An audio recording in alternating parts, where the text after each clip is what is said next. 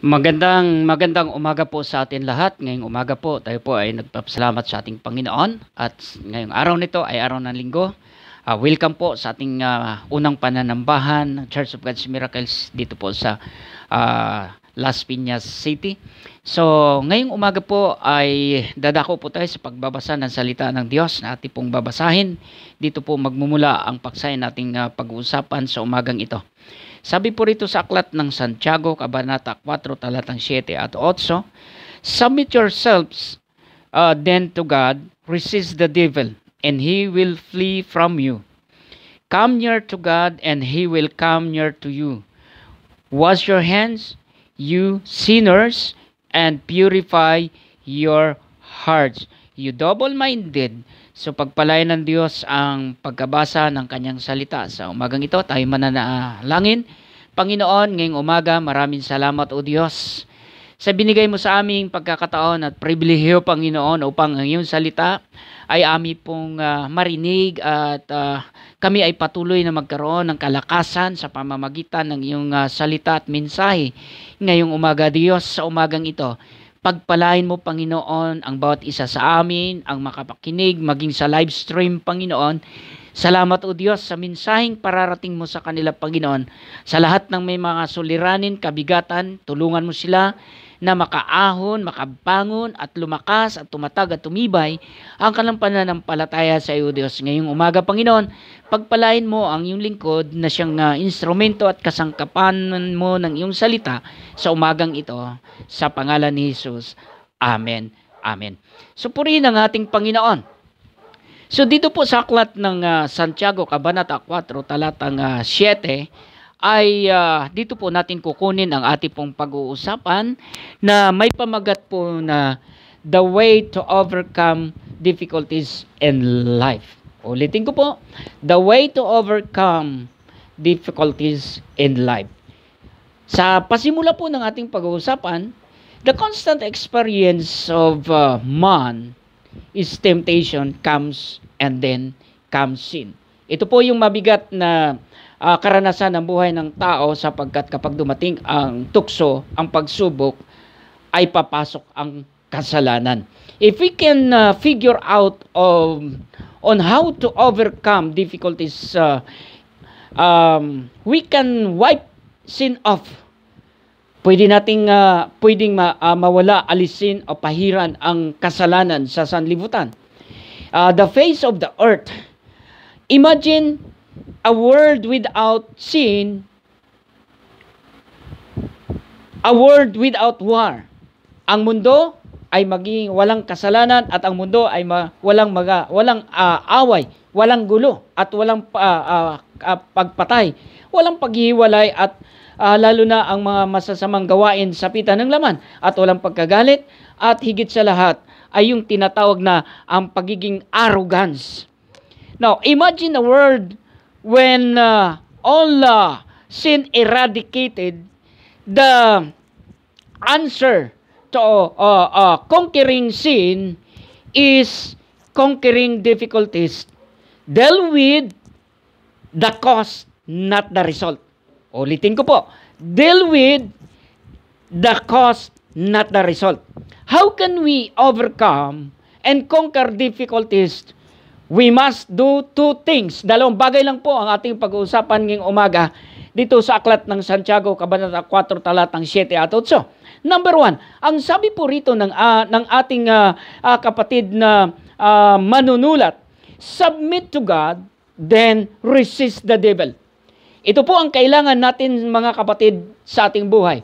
We need to submit to God and then resist the devil. The word submit, sa wikang Grego po ay hupotagite. Ano po ba ang ibig sabihin ng hupotagite? Ang ibig sabihin ng hupotagite, to put yourself under God. Kaya pala sabi ni Santiago, submit to God, then resist the devil. Kapag nagpapasakop ka sa Panginoon, ito pala ang ibig sabihin. Submit yourself, to put yourself under God.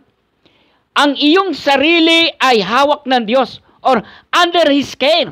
nasa ilalim ka ng pangangalaga at pagkalinga ng ating Panginoon. Iyon po ang ibig sabihin ng salitang submit to God. Na ang Diyos ang siyang kumakalinga, ang Diyos ang siyang nag-aaruga sa atin. When times you are facing and difficulties in life, ang Diyos ay siya yung sumasakop sa atin. Siya yung nagbibigay ng lakas sa atin upang tayo ay makapagpapatuloy sa ating mga ginagawa. Not only His care, but power. Ito pala ang ibig sabihin. When you submit yourself to God, then resist the devil, you have the power. May kapangyarihan ka. Ano ang ibig sabihin? To surrender yourself to God for Him.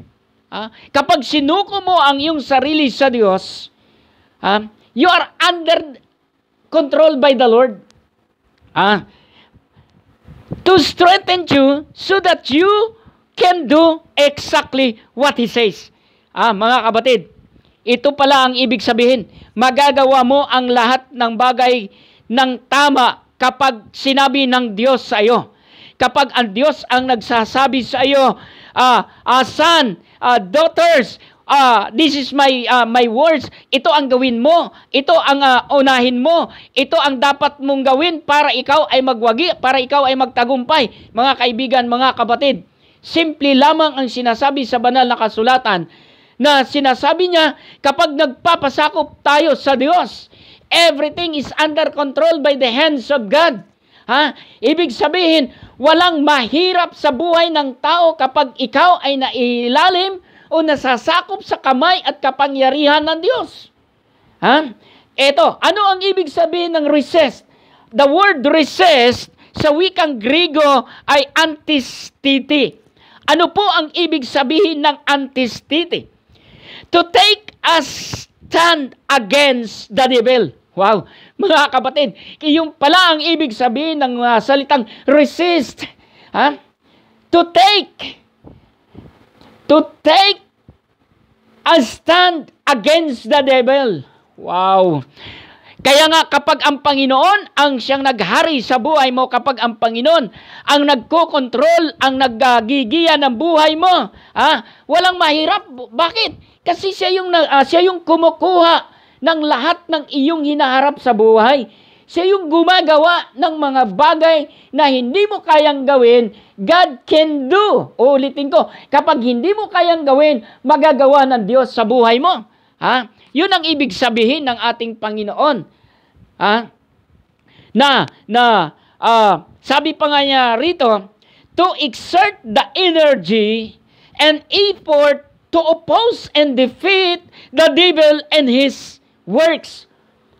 Mga kapatid, ang ibig sabihin ng salitang resist, pinakikita rito na ang isang mananampalataya na ang Panginoon ay kasama niya, you are always in victorious life.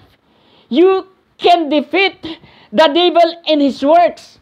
Ano man ang ginagawa ng dyablo sa buhay mo, let's say, ngayong umaga, ikaw ay binabalot ng napakaraming suliranin ng pagsubok ng iyong buhay. Napakarami mong hinaharap sa mga oras na ito. Halos hindi ka na makapanalangin, hindi ka na makapagbasa ng salita ng Diyos, hindi ka na makatawag sa Panginoon because of what you are now facing in your life. Ang sabi po sa banal na kasulatan, simple lamang mga kapatid ang iyong dapat gawin.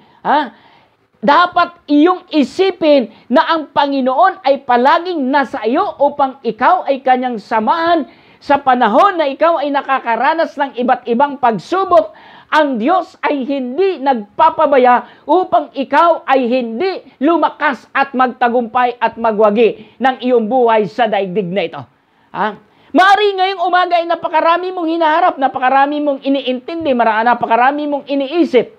Andyan ang iyong iniisip na samut-saring bayarin. Halos hindi ka na makakain dahil sa kaiisip mo, dahil sa iyong nararanasan sa buhay mo ngayong umaga na halos hindi ka na makakakilos sa bigat ng iyong dinadala. Iniisip mo kung paano mo ma-survive ang buhay mo sa panahong ito. Dahil alam naman natin sa panahong ito ay napakahirap ng sitwasyon natin ngayon. Kaya kung nasabing napakahirap ng ating sitwasyon ngayon, dahil hindi tayo basta-basta makakilos, mga kapatid. Ang iniisip natin lagi, ang bayarin natin sa bahay, bayarin sa tubig, bayarin sa kuryente, pagkain ng mga anak natin, ng pamilya natin. Samot-sari ang ating iniisip. Sa dami ng iyong iniisip, sa bigat ng iyong dinadala, minsan nakakalimutan mo na mayroon pala tayong Diyos na nilalapitan. Na mayroon pala tayong Diyos na tumutulong sa atin na sa panahon ng ganito. Mayroong Diyos na kumukuha, sumasalo ng iyong kalalagayan upang mapagaan at hinga ka ng maayos. Ang Diyos ay hindi po nagpapabaya sa atin. Ang Diyos po ay patuloy na tumutulong sa atin upang ating makita sa buhay na ito na bagamat napakahirap sa panahong ito kumilos, gumalaw, alang hanap buhay, alang negosyo, sarado ang negosyo, sarado, halos mabankrupt ang iyong negosyo, halos hindi ka na makapasok sa trabaho sapagkat halos nagsasara ang lahat ng trabaho. Iniisip mo na parang wala ka ng kawala, wala ng solusyon sa iyong problema. Kaibigan, kapatid, mayroon pang solusyon na naghihintay. Ang solusyon ay walang iba kundi itong sinasabi ng ating Panginoon. When you submit yourself to God, then resist the devil. Ang Diyos ay nagmamalasakit sa atin. Ang Diyos ay tumutulong sa atin upang tayo ay patuloy na magwagi. Upang tayo ay patuloy na magkaroon ng isang matatag at matibay na pananampalataya sa Diyos na siya ay kasama natin sa panahong ito. Tandaan po natin, ang sabi po rito, to keep your mind and energy focus upon counteracting and conquering the works of the devil. Mga kaibigan, mga kapatid, kailangan lamang natin na focus tayo. Tumuon lamang tayo doon sa isang kalalagayan na tayo ay isang anak ng Diyos. Huwag tayong fumokos kung ano ang nagaganap at nangyayari sa ating bayan, sa ating buhay. Sapagkat kapag doon ka pumukos, doon ka tumingin, doon ka lamang nakatingin kung ano ang suliranin, kung ano ang problema mo sa buhay mo, talo ka.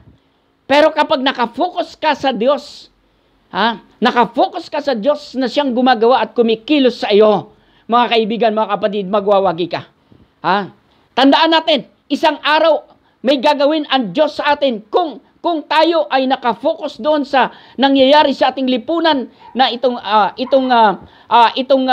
COVID-19 na ito ay hindi matatapos. Isang araw, balang araw, ang Panginoon ay may gagawin na ito ay matatapos din ito, na tayo ay makalaya at tayo ay makakilos ng maayos.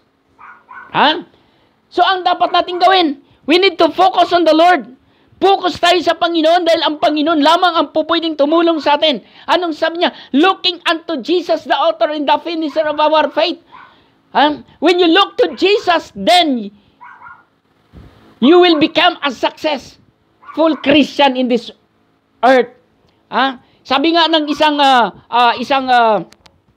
mangangaral, yung isang pastor, yung aking tatay na pastor, sabi niya, don't look the problem. Sabi niya, huwag mong tingnan ang problema na nasa iyo. Sa halip na yung tingnan ang problema, tingnan mo ang Panginoon na may magagawa sa iyo. Tingnan mo ang Diyos na nakakatulong sa iyo. Don't look the problem. Instead, you looking the problem. Look at Jesus, the author and the finisher of your faith. Siya yung makakatulong, siya yung makakagabay sa atin upang tayo ay patuloy na mabuhay sa mundong ito na may kasamang Diyos. Amen po ba, mga kapatid? So, ang sabi po rito, submit yourself to God in His words of command. Magpapasakop tayo sa Diyos sa pamamagitan ng kanyang mga gawa at kanyang mga utos. Iyon ang kailangan natin. Now, we need to submit to God and His works and His command. Ano ang ibig sabihin? Ano ang ibig sabihin? Is to focus your mind upon God in His Word. Ito ang kailangan natin, na tumutok tayo, ang puso't isip natin ay tumutok sa Diyos at sa Kanyang mga salita.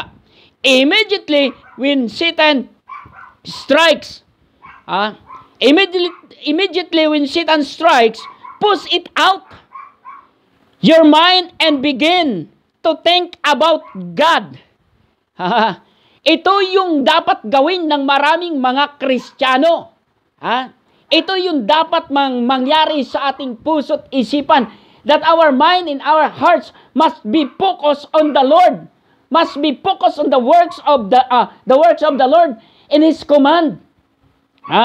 Sabi pa rito, go over and over His word in your mind. Wow! Kaya nga mga kaibigan, mga kapatid, sa isang mga mananampalataya, sa isang Kristiyano, na ang salita ng Diyos ay nakakiling, hindi nahiwalay sa kanyang puso. When you face difficulties in life, the words of God, ang salita ng Diyos, ay uusbong upang ito ang magpapaalaala sa iyo na ang Panginoon ay hindi humiwalay sa iyo, na ang Panginoon ay kasama mo. Tingnan natin ang Lucas 4, talatang 4.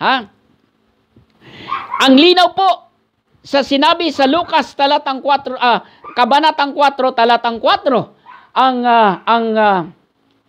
ang sabi po ng ating kapatid, Lucas kabanata 4, talatang 4, ay ganito po ang kanyang sinasabi. Ati pong babasahin ang 4:4. Sabi po rito, Jesus answered, "It is written, man does not live on bread alone. The devil,"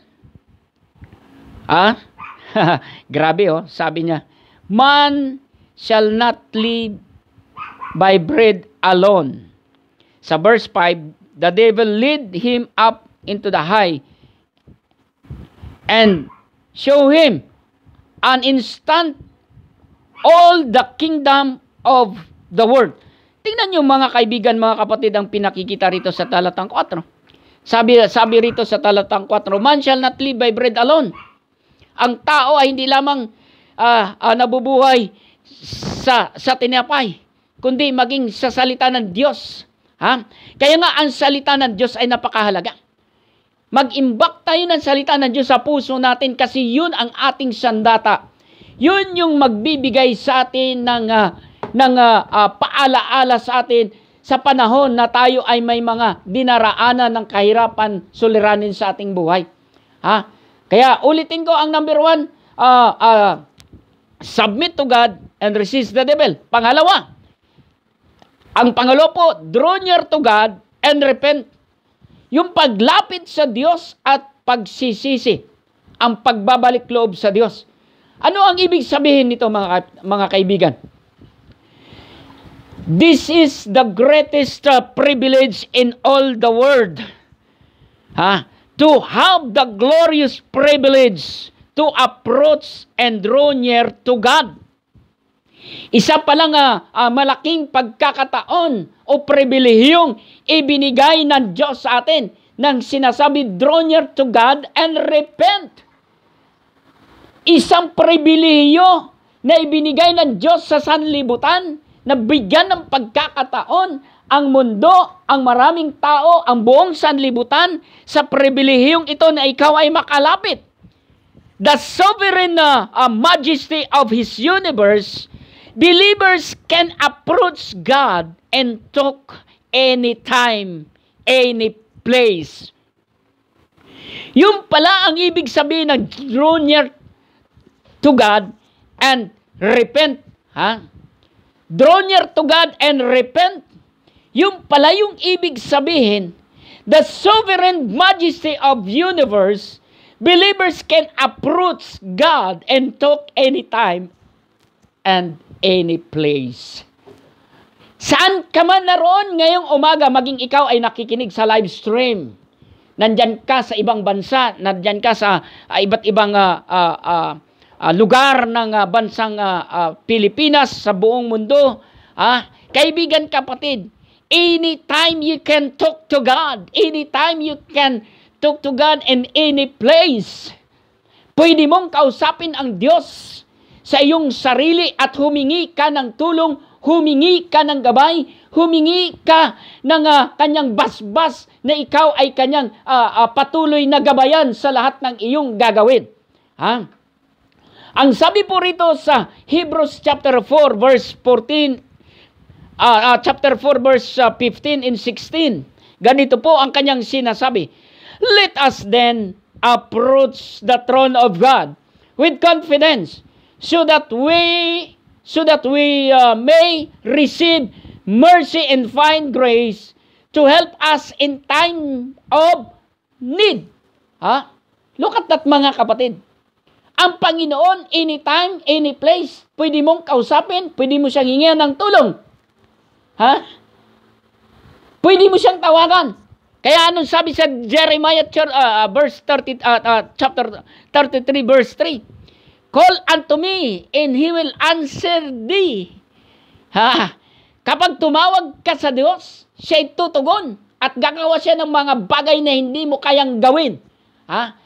Kaya nga ang sabi niya, anytime, any place, saan ka mang lugar, saan ka mang dako, anumang oras na kailangan mo ang Diyos, tumawag ka lamang, ang Diyos ay tutugon at sasagot sa iyo. Ang linaw po ng ating telepono, 24/7, open po ang telepono ng Diyos. "Call unto me, and I will answer thee, and I will show you great mighty things which thou knowest not." Kapag hindi mo kaya ng Diyos. Huwag po nating kalilimutan yan. Kapag hindi mo kaya ng Diyos. Excuse me po.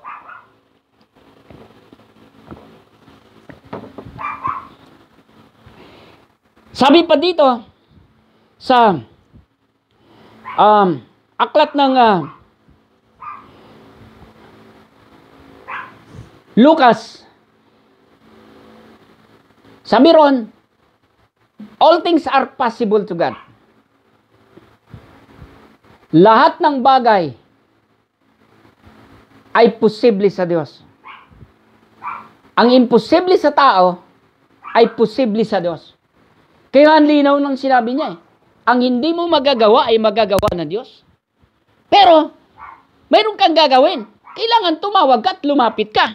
Kailangan, ang Diyos ay sanggunian mo. Do not lean your own understanding. Huwag kang magtiwala sa iyong sariling kakayanan, kaibigan, kapatid. Kaya maraming Kristiyanong bigo. Kaya maraming mananampalatayang talunan. Maraming Kristiyanong nalayo sa Diyos, nahiwalay sa Diyos, sapagkat sa halip na mananahan sa kapangyarihan ng Diyos, pagtiwala ng kapangyarihan ng Diyos, ay nagtitiwala sa kanyang sariling kakayanan. Kaibigan, kapatid, hindi ka magwawagi doon. Mabibigo ka lang. Ito, tandaan natin. Minsan tayo ay nananahan kung anong mayroon tayo. Pero hindi natin nakikita na isang araw ay mauubos yan. Isang araw ay mawawala yan. Isang araw ay kukunin din yan sa iyo. At paano kung mawala sa iyo yan? Paano kung yun ay maubos sa iyo yan? Ano ngayon ang iyong gagawin?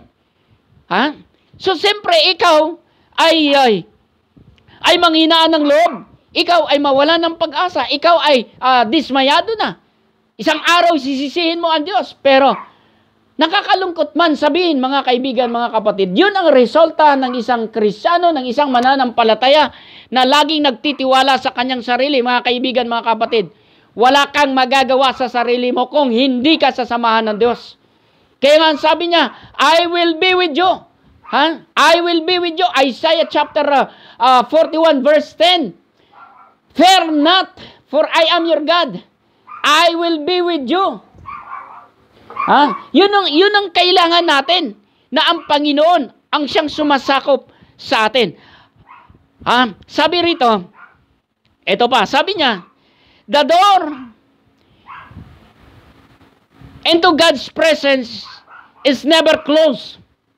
Ang pintuan po ng ating Panginoon kailanman ay hindi sarado.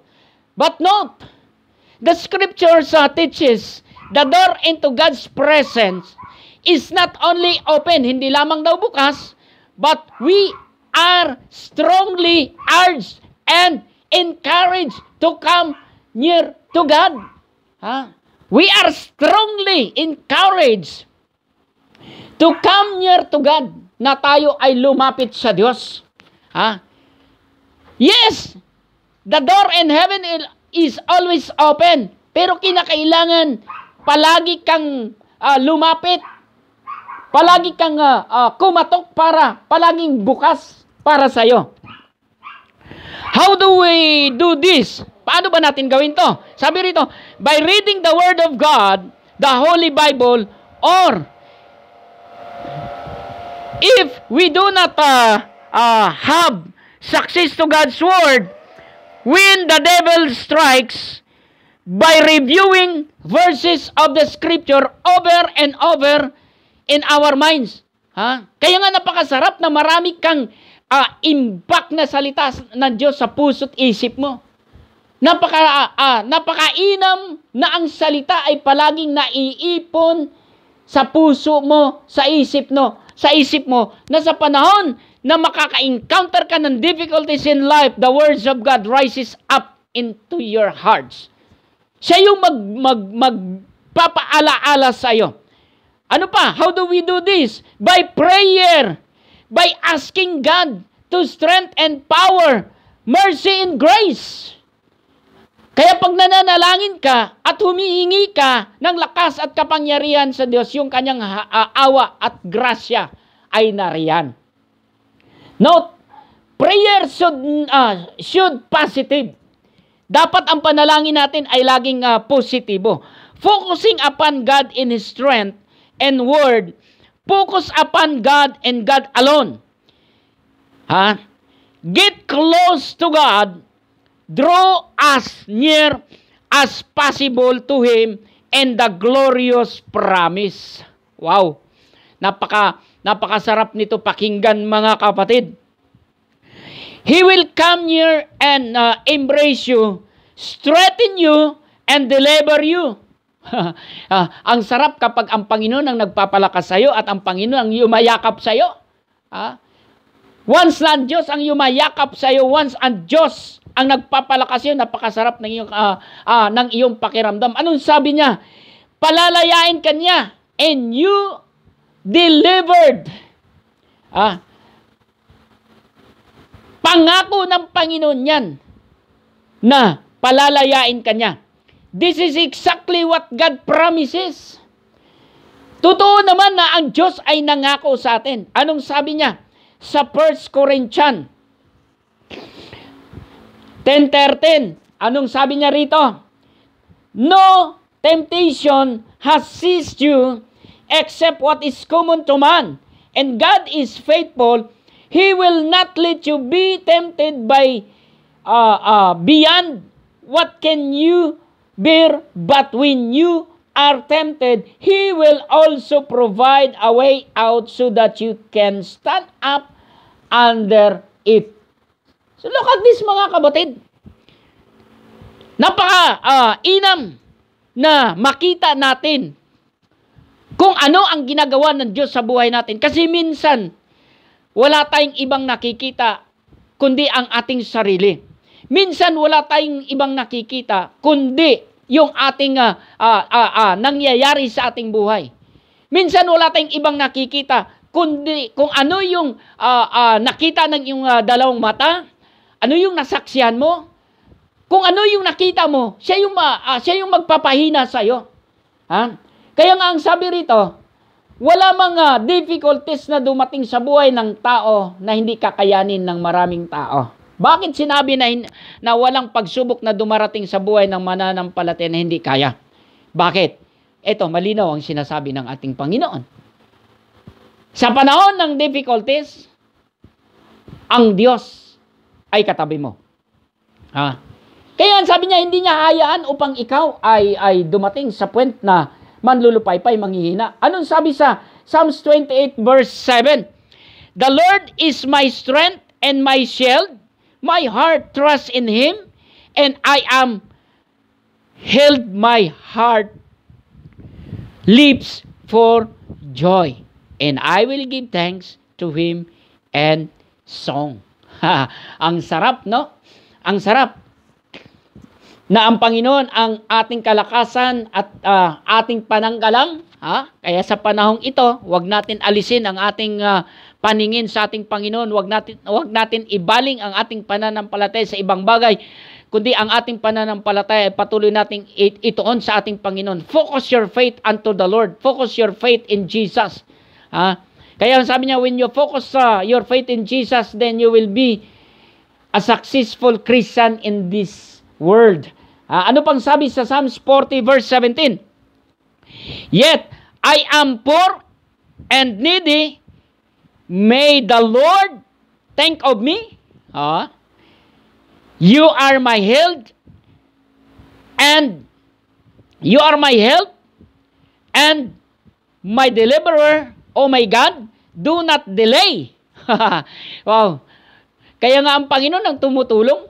Ang linaw nung kanyang sinabi rito. Alam mo, si Salmistang David, kahit kailanman, hindi napabayaan ng Diyos, hindi iniwanan ng Diyos. Alam ni David na ang mga salita ng Diyos ang siyang nagpapalakas sa kanya.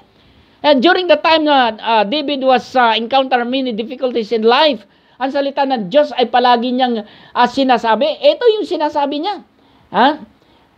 Ang ganda ng sinasabi niya. Yet I am poor and needy. May the Lord think of me. You are my help and my deliverer. Oh my God, do not delay. Kaya ulitin ko mga kapatid.